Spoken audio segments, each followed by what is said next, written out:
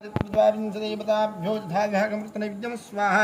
नैवेद्यान्दमाचमनीयं सदा प्राणपानव्यानुदानशमानाय स्वाहा कर्मकान्दाचमन्यकं स्वधा हस्ते पुष्पाक्षतं गृहीत्वां प्रार्थयेत् ॐ माधुनेन्द्रक्षमन्दं चित्रं ग्राभं सिंहभाय हस्ते दक्षिणेन विद्माहित्वा द्विगोर्म्यं दुविदेष्णं तुमे मघं तुमे मात्रमवोभिः नहित्वा सूरदेवानमत्ता सोदित्सन्दं बटुटा नहीं किया सर भूर्भस्वः गणपत्यादित्युद्वाविंशदेवताभ्यो तव चरणारविन्दशाचन्द्रमन्त्रभक्तिपुष्पाञ्जलिं समर्पयामि प्रार्थनापूर्वक नमस्करोमि नमो नमस्ते विघ्नेश्वराय वरदाय सुरप्रियाय लम्बोदराय सकलाय जगद्धिताय